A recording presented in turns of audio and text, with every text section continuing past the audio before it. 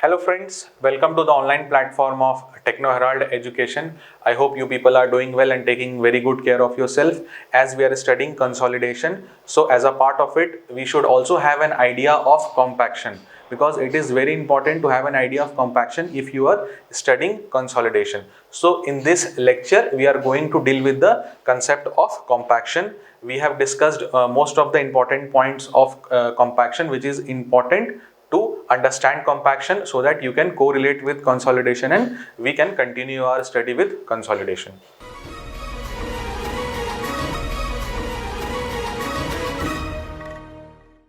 तो दोस्तों जब हम लोगों ने इतना बात कर लिया है तो आपके according to your syllabus there is one more topic that is compaction. अब देखिए कॉम्पैक्शन तो अपने आप में एक इंडिपेंडेंट यूनिट है, बड़ा सा, मतलब बड़ा सा नहीं, एक यूनिट है, बहुत ज़्यादा भी बड़ा नहीं है, लेकिन क्योंकि आपके सिलेबस में अभी कॉम्पैक्शन के बारे में भी पढ़ना है इसी मॉड्यूल में, तो फिर वो भी मुझे यहाँ पे डील करना पड़ेगा. ठीक है, हालांकि कंसोलिडेशन हम लोग कॉम्पैक्शन से बिल्कुल अलग पढ़ते हैं, ठीक है, और कंसोलिडेशन से पहले पढ़ते हैं. तो हो सकता है आपको पढ़ाई तो उसकी हो चुकी होगी, लेकिन फिर भी मैं आपको ठीक ठाक कॉम्पैक्शन पढ़ाऊंगा कि आपको समझ में आ जाए. ठीक है, ब्रीफ में जितना भी आपको समझ में आ जाए, बहुत डिटेल में नहीं जाएंगे अपन, हाँ, लेकिन कंसेप्ट में कोई कमी नहीं छोड़ेंगे. ठीक है, जितना कंसेप्ट होता है, जो जो चीजें होती है कॉम्पैक्शन के अंदर, वो चीजें मैं आपको यहाँ पे बताऊंगा. ठीक है, तो जो हमारा टॉपिक है वो है कॉम्पैक्शन. देखिए पहले डेफिनेशन लिख देते हैं, फिर समझते हैं.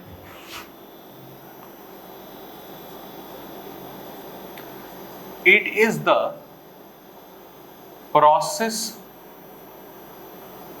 of increasing the density of soil by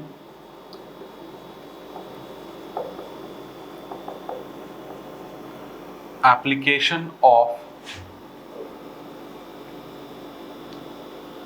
roller या rolling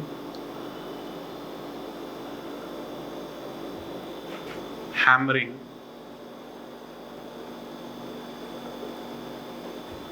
और vibration loads. कॉम्पैक्शन में क्या होता है कि वॉल्यूम को डिक्रीज करते हैं और बेसिकली सॉइल की जो डेंसिटी है उसको बढ़ाते हैं. वॉल्यूम की डिक्रीज की बात हम लोग करेंगे. फिलहाल ओवरऑल कॉम्पैक्शन में जो होता है, जो हमारा मेन ध्येय होता है, जो मेन एम होता है, वो होता है आपका डेंसिटी का, सॉइल का जो डेंसिटी है उसको बढ़ाना, वो हमारा मेन एम होता है. ठीक है, और इसमें क्या होता है, due to compaction, the shearing and bearing strength of soil is increased.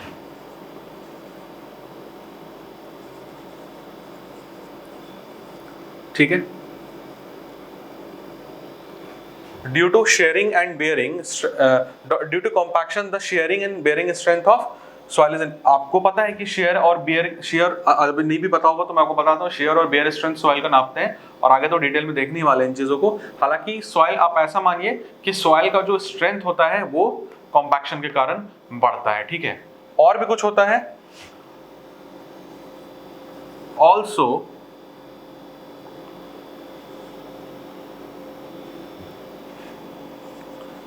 Change in volume and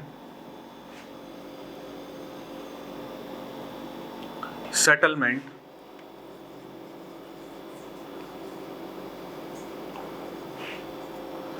is also reduced.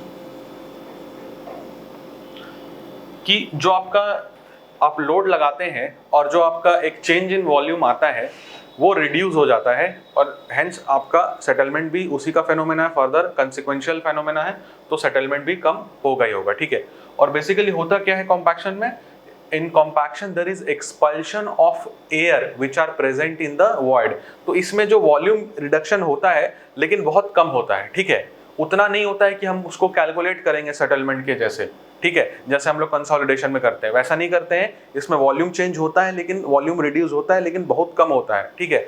और क्योंकि आपने सॉइल को कॉम्पैक्ट कर दिया है तो अगर आप लोड लगाएंगे कंसोलिडेशन वगैरह करेंगे तो उतना सेटलमेंट नहीं होगा जितना कि बिना अनकॉम्पैक्टेड सॉइल का हो सकता है, ठीक है। I hope you are getting the point, ठीक है। इसमें क्या लिख सकते हैं हम लोग,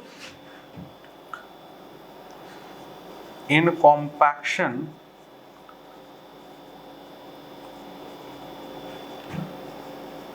expulsion of pore air takes place, ठीक, expulsion of pore air takes place, ठीक है। अब जब हम लोग कॉम्पैक्शन की बात करते हैं, ठीक है, तो हमें ये तो समझ में आ गया है कि भाई साहब हम यहाँ पे क्या कर रहे हैं, डेंसिटी बढ़ाते हैं, ठीक है।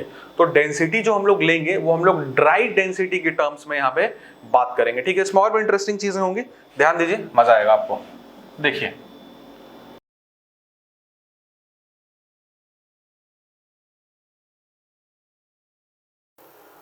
ये है आपका गामा डी मैक्स और ये है आपका OMC, ठीक,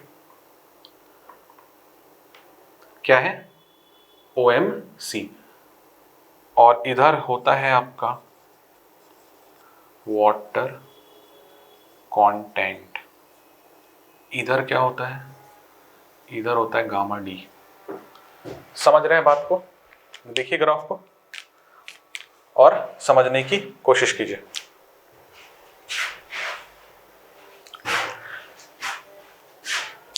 ठीक है, कुछ समझ में आ रहा है ग्राफ में। देखिए ग्राफ में क्या है कि आप, और यहां पे OMC वगैरह क्या है पहले मैं आपको ये बता देता हूं।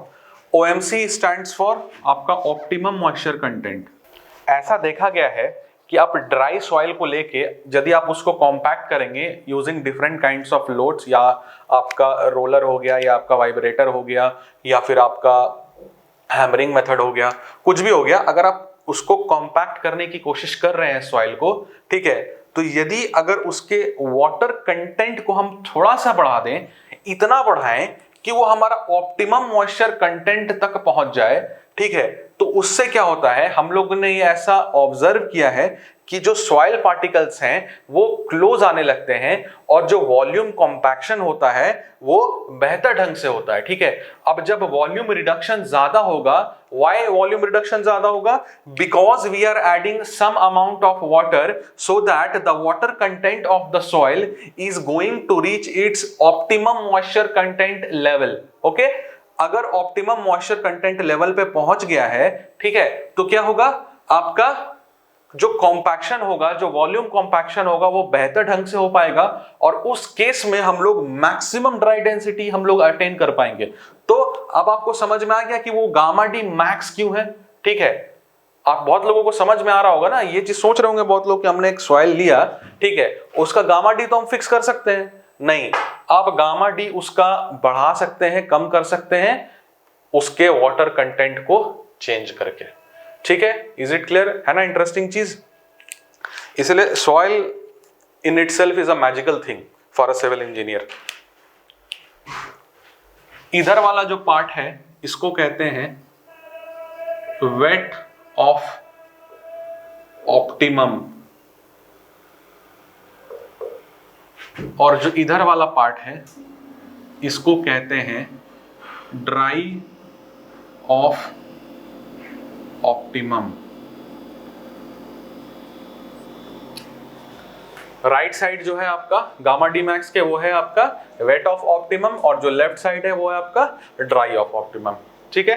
क्लियर है यहां तक, चलिए। तो ये ग्राफ इंपॉर्टेंट था, ठीक है, इसको यहां पे रहने देंगे हम लोग। और इसमें कॉम्पैक्शन में एक बहुत ही इंपॉर्टेंट टेस्ट होता है, एकदम कॉम्पैक्शन का जो जान है वो है आपका स्टैंडर्ड प्रॉक्टर टेस्ट, ठीक है, स्टैंडर्ड प्रॉक्टर टेस्ट होता है, फिर मॉडिफाइड प्रॉक्टर टेस्ट होता है, फिर आपका LCT और HCT होता है, लाइट कॉम्पैक्शन टेस्ट और हेवी कॉम्पैक्शन टेस्ट, ठीक है। लेकिन एक्सक्यूज मी, लेकिन उतने डिटेल में हमें सबके एक्सपेरिमेंट में नहीं जाना है। हाँ, ब्रीफली ऊपर से हम लोग मोटा मोटी देखेंगे और शॉर्ट में हम लोग स्टैंडर्ड प्रॉक्टर टेस्ट हम लोग जरूर देखेंगे, वो मैं आपको यहाँ पे अभी डिस्कस करूंगा। That is very important for when we are studying your compaction.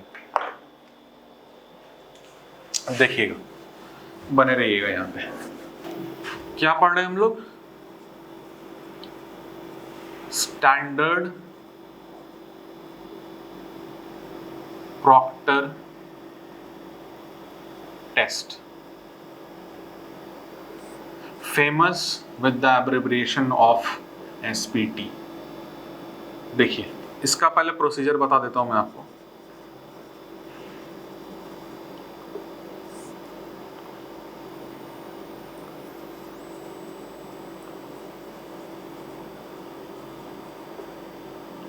It consists of a cylindrical mold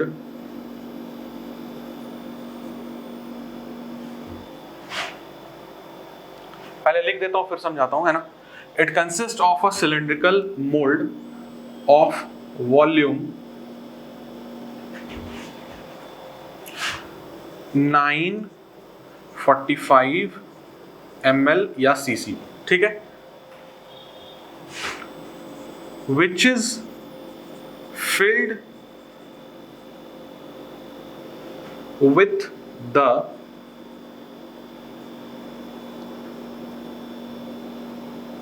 soil specimen to be tested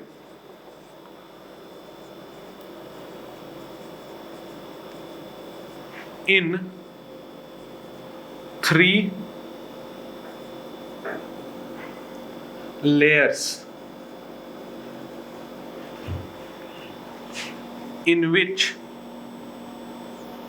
each layer is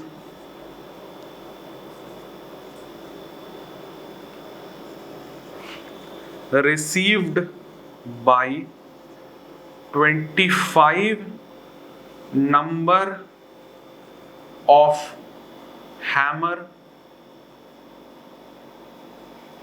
blows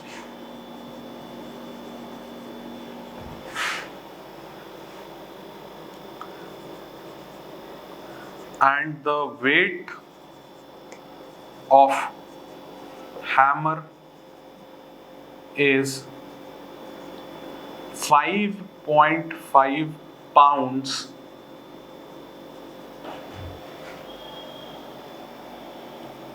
and height of fall is 12 inches। ठीक ठीक बात है, sorry, ठीक बात है। देखिए, होता क्या है,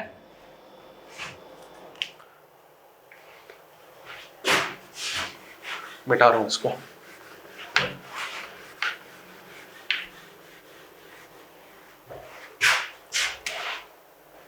रफ स्केच एक बना के दिखा रहा हूं, ठीक है, कोई इसका ये फाइनल स्केच नहीं है, एक रफ स्केच आपको मैं दिखा देता हूं कि दिखता कैसा है। ये मोल्ड रहता है आपका सिलेंड्रिकल, ठीक, ये आपका एक सिलेंड्रिकल मोल्ड है।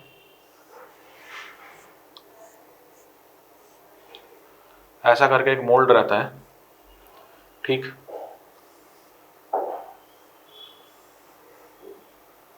ये कॉलर रहता है एक, ये मोल्ड है, ठीक है। इसमें अपन 3 लेयर में सॉइल को भरते हैं, ठीक है, और एक लेयर भरा, यहां पे एक लेयर भरा, फिर क्या करा, इसको यहां से एक हैमर रहता है इसके ऊपर, मैं हैमर का भी कॉन्फ़िगरेशन दिखाता हूं मैं। यहाँ पे हैमर रहता है, हैमर को गिराते हैं 12 इंच के हाइट से, ठीक है। Height of fall is hammer is 12 inches in standard Proctor test, so that this layer is completely compacted before we pour the next layer. Alright, कहने का मतलब ये है कि ये जो लेयर है इसमें आप क्या करते हैं कि मिट्टी जब डालते हैं और जो यहाँ पे हाइट होती है, ठीक है, जो यहाँ पे हाइट होती है वो होती है आपकी 12 इंच से, आप उसके हैमर को, हथौड़े को गिराते हैं, ठीक है। कितने बार गिराते हैं? 25 ब्लो, यानी कि 25 टाइम्स, 25 बार गिराते हैं उसको, ताकि ये जो हमारा लेयर है ये हमारा अच्छी तरीके से कॉम्पैक्ट हो जाए, ठीक है। उसके बाद क्या करेंगे आप, इसमें दूसरा लेयर डालेंगे, दूसरा लेयर में वापस से 25 number of blows of hammer आएगा। उसके बाद फाइनल लेयर आएगा जो कि तीसरा लेयर है, उसमें भी वैसे ही करेंगे, 25 नंबर ऑफ ब्लोज डालेंगे। उसके बाद ये जो आपका हैमर है, हैमर का भी देखिए कॉन्फ़िगरेशन कुछ इस तरीके से होता है।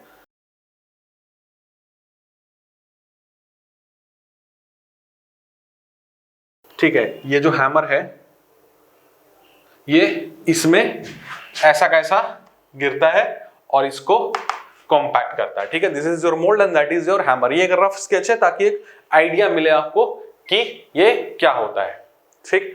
तो ये है आपका basic mechanism of your standard Proctor test, ठीक है। अब इसमें कुछ इंपॉर्टेंट चीजें हैं जिसका कि डेटा मैं आपको दिखा देता हूं, ठीक है। Data is important, data can be asked. अगर आपको डेटा मालूम रहेगा ना तो फिर आप इसी टेस्ट को मान लीजिए पूछ दिया गया आपके एग्जाम में, तो आपको लिखना पड़ सकता है। अब लिखना पड़ गया तो मैंने आपको यहाँ पे स्टैंडर्ड प्रॉक्टर टेस्ट का मैकेनिज्म बताया है, लेकिन आपको अगर डेटा भी याद रहेगा तो आप लिख के तो आएंगे, उसको खाली छोड़ के नहीं आएंगे, ठीक है। तो उस पॉइंट ऑफ व्यू से वो जरूरी है। तो आपको टेबल में यहाँ पे बना देता हूं।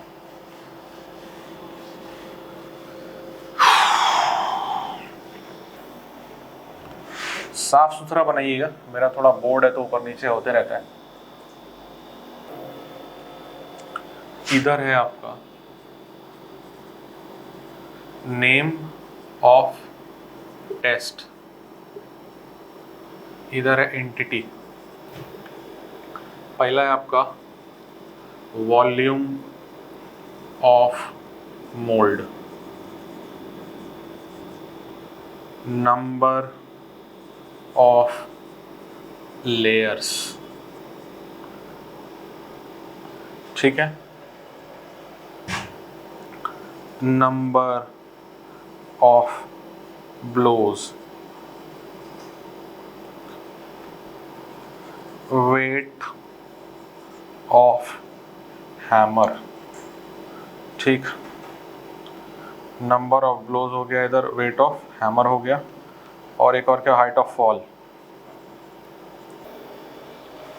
तो पहला है इसमें तो स्टैंडर्ड प्रॉक्टर टेस्ट, ठीक। उसके बाद आता है मॉडिफाइड प्रॉक्टर टेस्ट, फिर होता है Indian standard light compaction test. अपने यहाँ तो क्या है कि सारे टेस्ट को थोड़ा थोड़ा मॉडिफाई करके बता दिया और कुछ नहीं किया, उधर से कॉपी करके। HCT की मैकेनिज्म वही रहता है, और हम लोग इसको अपने इंडियन जो हमारे एक्सपर्ट्स हैं, साइंटिस्ट वगैरह हैं, सिविल इंजीनियर्स एक्सपर्ट्स जो हैं, वो इसको हम लोग के स्टैंडर्ड से मॉडिफाई करके, ठीक है, फिर बता देते हैं इसी टेस्ट को, ठीक। देखिए वॉल्यूम ऑफ मोल्ड, इसमें क्या है 945 ml, 945 ml, इसमें आता है 1000 ml, हमने बढ़ा दिया, चेंज कुछ खास नहीं किया है, इसका वॉल्यूम बढ़ा दिया। नंबर ऑफ लेयर्स तो इसमें रहते हैं 3, आई थिंक इसमें रहते हैं 5, इसमें रहते हैं 3, इसमें रहते हैं 5। फिर आता है आपका नंबर ऑफ ब्लोज, तो नंबर ऑफ ब्लोज तो आई थिंक सब में 25 ही रहता है,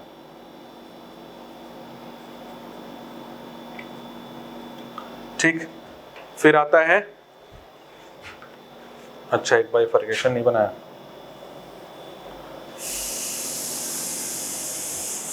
फिर आता है आपका वेट ऑफ हैमर, ठीक। ये है 2.9 495 kg, ठीक है। जो 5.5 पाउंड लिखा था उन्होंने, याद है आपको, 5.5 पाउंड, वो इतना ही आ जाएगा कन्वर्ट कीजिएगा तो, ठीक। उसके बाद आता है आपका 4.54 आ जाता है किसका, मॉडिफाइड प्रॉक्टर टेस्ट का। फिर आता है आपका 2.6 और ये आता है आपका आखिरी वाला 4.9। आई होप एक बार थोड़ा सा मैच भी कर लेंगे डेटा। 2.495, 4.54, फिर 2.6, फिर 4. ठीक है, ठीक है, आई होप ठीक है। हाँ, अब हाइट ऑफ फॉल देख लीजिए, 12 इंच, इसमें चेंज बढ़ जाता है, इसमें 310 mm आता है, ठीक, इसमें 450 mm आता है, ठीक है, ठीक है। इसको क्या बोलते हैं अपन, IS लाइट कॉम्पैक्शन टेस्ट, ठीक। ये है IS हैवी कॉम्पैक्शन टेस्ट, ठीक, बराबर है, ठीक है ना, बिल्कुल। चलिए, तो ये इंपॉर्टेंट टेबल है, अगर ये टेबल आपके दिमाग में है तो फिर आप बाकी चीजें भी लिख सकते हैं, और ऑब्जेक्टिव वगैरह में तो ये आपको काम आने ही आने वाला, रामबाण की तरह काम करता है, बहुत जगह ऑब्जेक्टिव आते हैं तो, या फिर आपका वाइवा वगैरह भी होता है तो आपको ये टेबल काम में आ जाएगा कि भाई इतना तो आपको याद रहेगा कि कितने तरीके के टेस्ट होते हैं कॉम्पैक्शन में, ठीक है। ये टेबल छोटा सा दिख रहा है लेकिन देखिए इसमें कितना डेटा है, अगर ये टेबल आपको याद है तो आप कितना डेटा इससे एक्यूमुलेट कर सकते हैं, ठीक है। अब इसमें एक आता है एनर्जी रेशियो, ठीक है, किसका, IS LCT और IS HCT का एनर्जी रेशियो हमसे अक्सर पूछते हैं, ठीक है। तो उस केस में हम लोग क्या करेंगे,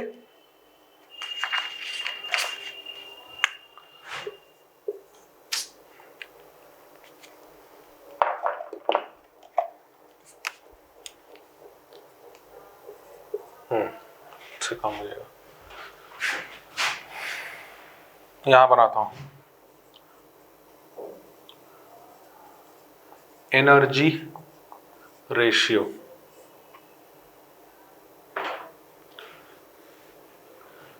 ये होता है आपका HCT का एनर्जी, या ऐसा कर लेते हैं, इसको ऐसा लिख देते हैं,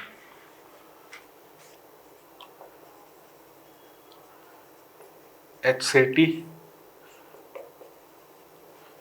एनर्जी LCT, ठीक। कैसे निकालेंगे एनर्जी, देखिए 5 इंटू 25 इंटू 4.9 इंटू 450, 325 2.6 बाय 310। बताइए तो उसको निकाल कर कितना आ रहा है, इसको कैलकुलेट कीजिए हाथों हाथ और बताइए कितना आ रहा है। यह आएगा 4.56, इतना का डिफरेंस होता है आपका HCT और LCT के एनर्जी इंडक्शन में, क्योंकि कॉम्पैक्शन देखिए एनर्जी से रिलेटेड बात है ना। कॉम्पैक्शन मतलब कि आप कितना कॉम्पैक्शन एनर्जी दे रहे हैं सॉइल में, जितना कॉम्पैक्शन एनर्जी दे, इसीलिए यहाँ पे एनर्जी की बात होती है। और ऑब्वियस सी बात है कि हेवी कॉम्पैक्शन टेस्ट है तो उसमें जो कॉम्पैक्शन एनर्जी है वो ज्यादा होगी, और कितने से ज्यादा होगी, लाइट कॉम्पैक्शन टेस्ट के बनस्पत 4.56 टाइम्स ज्यादा एनर्जी होगी, किसमें, हैवी कॉम्पैक्शन टेस्ट में, ठीक है।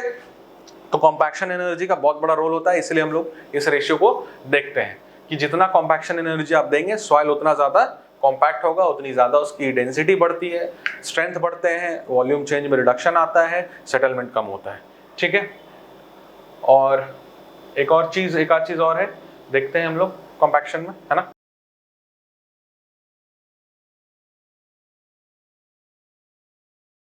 तो इसमें एक और चीज देख लेते हैं हम लोग, फैक्टर्स इफेक्टिंग आपका कॉम्पैक्शन, ठीक है, कि क्या क्या फैक्टर्स होते हैं जो कि आपके कॉम्पैक्शन को इफेक्ट करते हैं, ठीक है।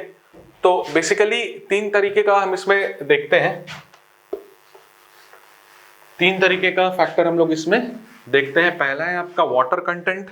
वाटर कंटेंट का तो रोल आपको समझ में आ ही गया होगा, है कि नहीं? वाटर कंटेंट का रोल तो समझ में आ ही गया होगा। जो पहले मैंने ग्राफ बनाया था, ऑप्टिमम मॉइस्चर कंटेंट वगैरह अचीव कराया था, उसको थोड़ा सा डिटेल में देखेंगे, अभी समझ में आएगा अभी अच्छे से।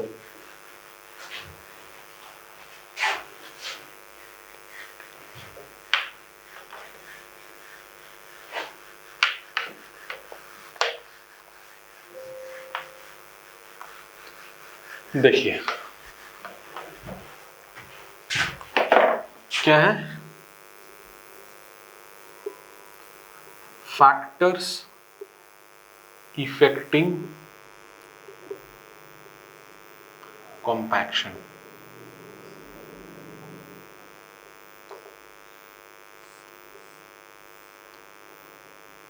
पहला लेते हैं वाटर कंटेंट। देखिए पहले इसको एक बार लिखता हूं, फिर एक एक करके समझाता हूं। ये बहुत इंपॉर्टेंट है, इंटरेस्टिंग भी है। देखिए,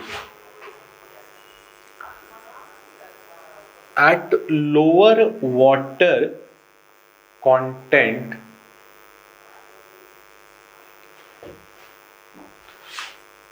the soil particles are relatively stiff and offer greater resistance to compaction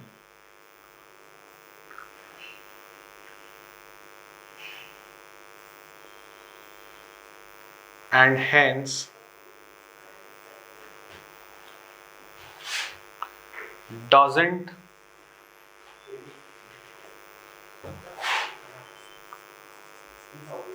pack into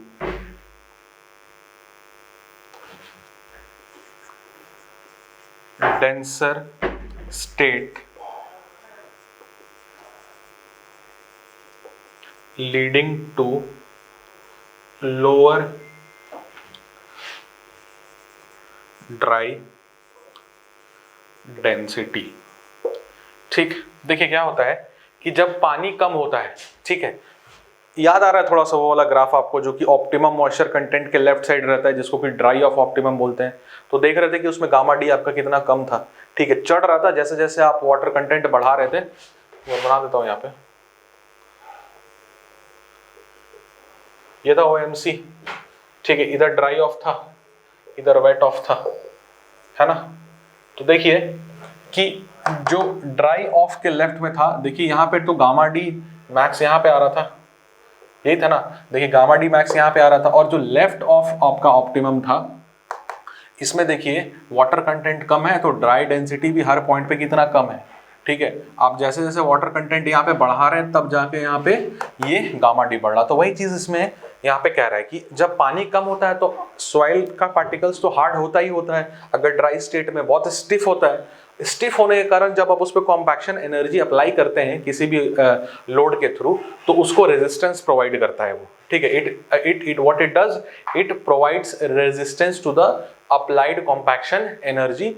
उससे क्या होता है कि वो अब और ज्यादा डेंसर स्टेट में पैक नहीं हो पाता है, ठीक है। इसके कारण क्या होगा कि गामा डी जो आपका मैक्सिमम है वो उतना अचीव नहीं हो पाएगा, ठीक है। तो लोअर वाटर कंटेंट पे क्या पिक्चर बनती है वो मैंने आपको यहां समझा दिया, ठीक है। उसके बाद देखिए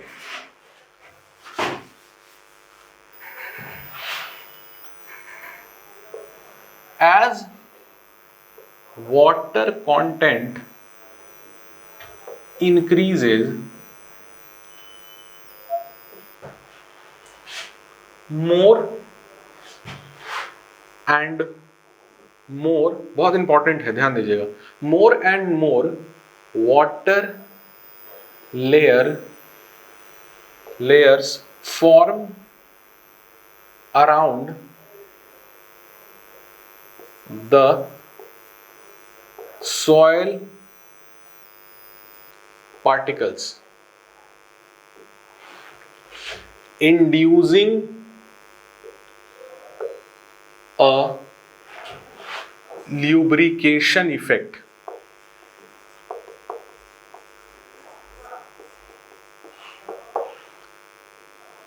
ठीक, what it does, it induces a lubrication effect due to which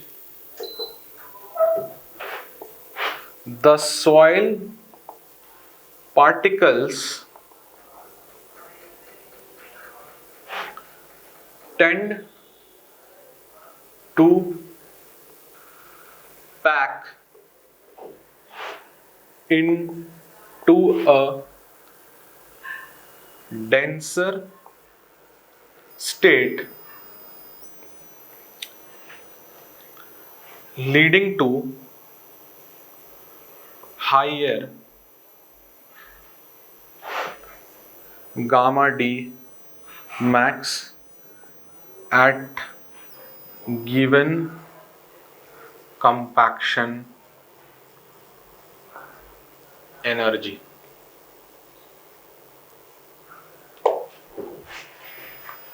बात समझ में आई? देखिए, जैसे जैसे पानी आप इंक्रीज करना शुरू करेंगे, क्या होगा कि सॉइल पार्टिकल्स के अराउंड लेयर फॉर्म होगी। ठीक, लेयर फॉर्म होगी। लेयर फॉर्म होने से क्या होता है कि ल्यूब्रिकेशन इफेक्ट जनरेट होता है। ल्यूब्रिकेशन इफेक्ट जनरेट होने के कारण क्या होता है कि जो सॉइल पार्टिकल्स होते हैं वो आपस में नजदीक आ पाते हैं बिना रेजिस्टेंस के। ठीक है, जिसके कारण it tends to get packed in a denser state. ठीक है, it tends to get packed in a denser state, leading to higher gamma D max at a given compaction energy. ठीक, यही चीज यहाँ पे लिखी हुई है, यही चीज समझा दिया मैंने आपको। लेकिन इसमें देखने वाली बात यह है कि एक सर्टेन एक्सटेंट तक आपका ही ये, अगर आप वाटर कंटेंट बढ़ा रहे हैं तो ही एक सर्टेन एक्सटेंट तक आपका गामा डी बढ़ेगा। अगर आप उससे ज्यादा अगर आपने वाटर कंटेंट ऐड कर दिया तो आपको ग्राफ अभी भी थोड़ा सा झलक रहा होगा।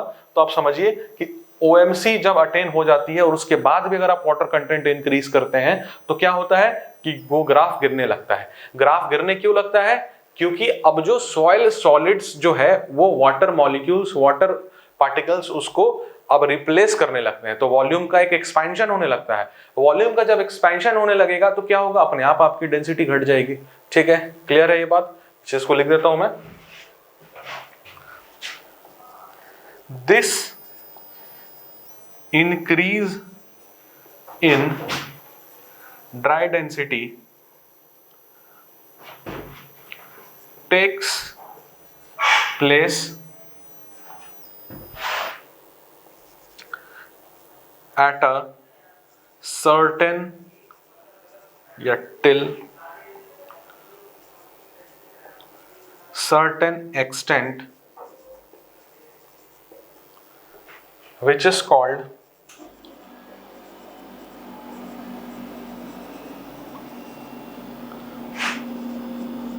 optimum moisture content point।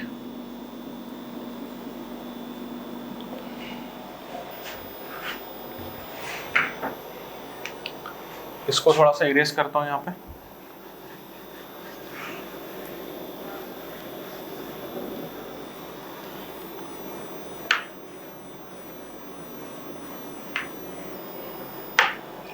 ठीक,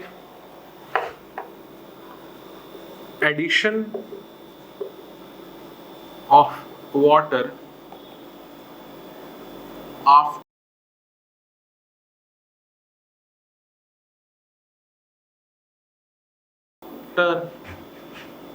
this point leads to replacement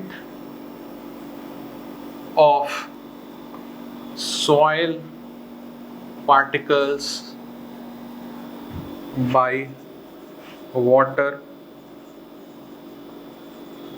causing increase in volume of soil, finally leading to lower gamma D. Clear है? यही बात आपको समझाई मैंने, ठीक है। पानी जितना ज्यादा बढ़ाइएगा, ठीक, एक ऑप्टिमम मॉइस्चर कंटेंट से अगर ज्यादा बढ़ने लगा तो क्या होगा, ग्राफ गिरने लगेगा। ग्राफ क्यों गिरेगा? क्योंकि अब सॉइल सॉलिड, सॉइल पार्टिकल्स किसको will be replaced by your water molecules, water particles, ठीक है। और उसके बाद क्या होता है, उसके कारण आपका वॉल्यूम में एक्सपेंशन होने लगता है। वॉल्यूम में एक्सपेंशन होने लगेगा, उससे क्या होगा, गामा डी अपने आप बढ़ जाएगा, मास अपन वॉल्यूम को देखिएगा तो, ठीक। चलिए, ये था आपका पहला वाटर कंटेंट, ठीक। अब दूसरा देखते हैं। देखिए, दूसरा है डिग्री ऑफ कॉम्पैक्शन।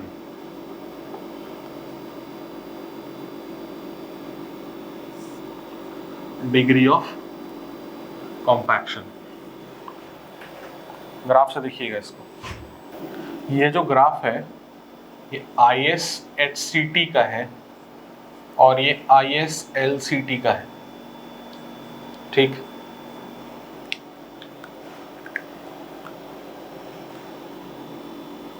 ये इधर आपका गामा डी चल रहा है y एक्सिस पे, और x एक्सिस पे आपका वाटर कंटेंट चल रहा है एज यूजुअल। ये है गामा डी मैक्स 2, ये है OMC2 और ये है OMC1 और गामा डी मैक्स 1, ठीक है। इतना ही देखिएगा इसको।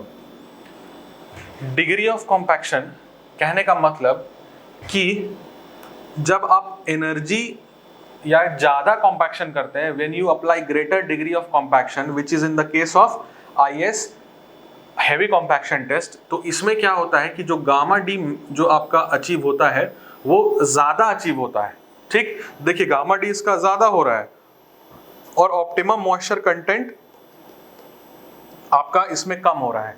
वहीं अगर हम लोग देखेंगे ISLCT में, लाइट कॉम्पैक्शन टेस्ट में, जिसमें आपकी डिग्री ऑफ कॉम्पैक्शन कम हो रही है। डिग्री ऑफ कॉम्पैक्शन काहे से डिसाइड होती है? डिग्री ऑफ कॉम्पैक्शन डिसाइड होती है किससे?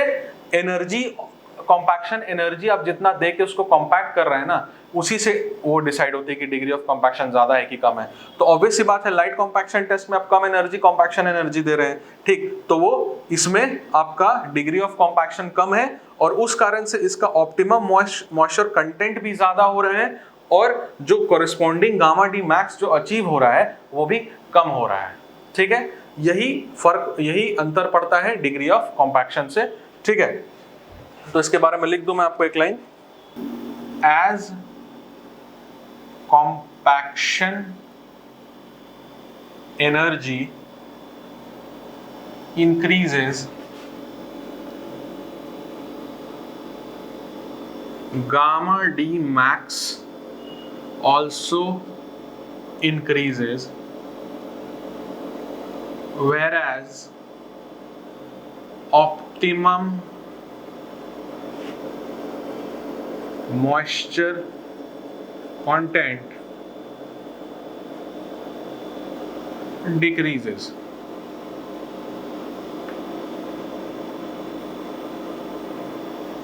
ठीक है, क्लियर है? यहां से वही चीज जो हम लोगों ने ग्राफ से समझा है उसी को हमने कंक्लूजन के फॉर्म में लिख दिया है कि कॉम्पैक्शन एनर्जी जैसे जैसे आप बढ़ाइएगा तो गामा डी मैक्स आपका इंक्रीज करेगा और कॉरेस्पॉन्डिंग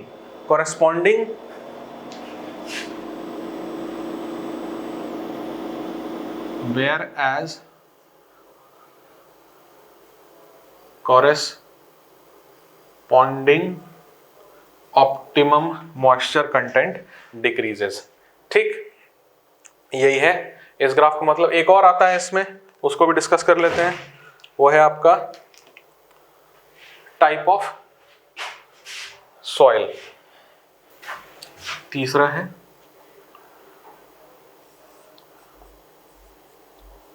टाइप ऑफ सॉइल। तो इसमें क्या होता है, इसमें आपका क्या होता है कि जो अच्छा पहले लिख देता हूं फिर बताता हूं। वेल ग्रेडेड CGS मतलब coarse grained soil with fines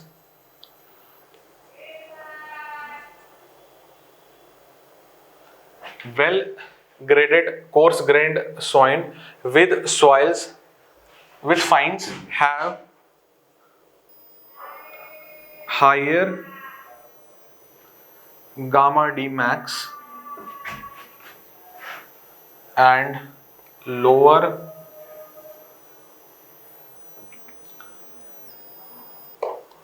optimum moisture content। ठीक है, होता क्या है, CGS विद फाइन्स कह सकते हैं।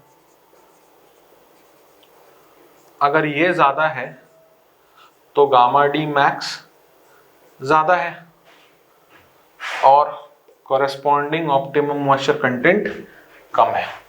ठीक, प्लास्टिसिटी अगर रहता है इन फाइन ग्रेन्ड सॉइल्स, अगर प्लास्टिसिटी आपका जैसे क्ले वगैरह जो है अगर ज़्यादा है उसमें, तो आपका गामा डी मैक्स जो है वो कम होता है और ऑप्टिमम मॉइस्चर कंटेंट जो है वो ज़्यादा हो जाता है। ठीक है, so this is all about your type of soil. ठीक है, मतलब what effect does it create on your compaction. ठीक है, तो आई थिंक इतना अगर आप कॉम्पैक्शन के बारे में जानते हैं तो I think more than enough है। ठीक है, as far as when you are studying compaction within consolidation unit काफ़ी है। अब इतना कॉम्पैक्शन अगर आप समझ रहे हैं, जान रहे हैं तो ठीक, तो हम लोग कॉम्पैक्शन को यहाँ पे ख़त्म करते हैं। ठीक है, मोर देन इनफ है। आई होप कॉम्पैक्शन सबको समझ में आ गया होगा। ठीक है, क्या क्या करते हैं उसमें, क्या तरीके होते हैं उसमें। ठीक है, तो इतना अगर आप कॉम्पैक्शन के बारे में ध्यान में रखते हैं तो आपका काम हो जाएगा। ठीक है, चलिए आगे बढ़ते हैं हम लोग।